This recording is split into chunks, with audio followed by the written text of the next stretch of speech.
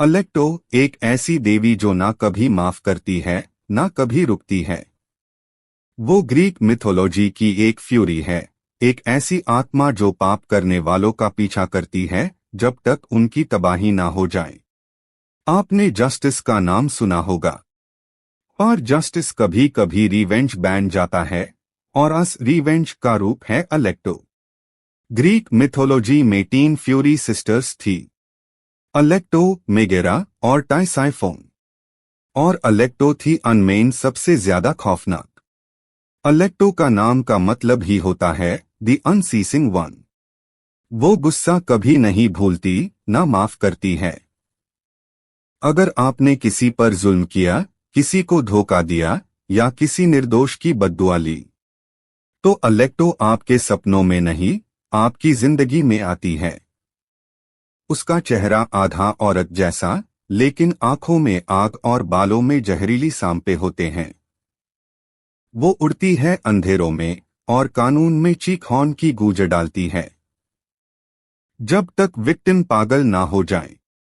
अलेक्टो को ना तो समुंदर की गहराइयां रोक सकती है, ना देवताओं के द्वार। वो हेरा और हेडीज जैसे गॉड्स के लिए भी एक श्राप थी। एक बार का किस्सा सुनो।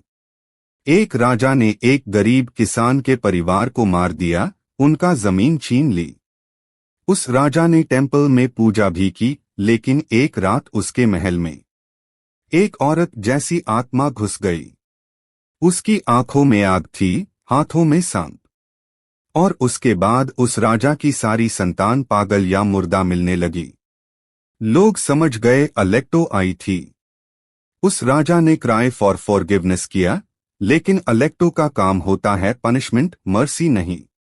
अलेक्टो का मेन रोल था लोगों को याद दिलाना कि हर पाप का कॉन्सिक्वेंस होता है। वो हेल के दरवाजे से आती है और मानव समाज को शुद्ध रखने के लिए घूमती है। कुछ एंशिएंट टेक्स्ट्स कहते हैं कि अगर अलेक्टो का नाम लिया जाए बिना समय और शुद्ध धुन के, तो वो सुन लेती है और आपको टारगेट बना लेती है। तो आज भी अगर आपको किसी अंधेरी गली में सांप की सीसी सुनाई दे, या फिर सपने में एक औरत जिसे आंखों में आग हो दिखाई दे, तो हो सकता है अलेक्टो आपको याद रख रही हो।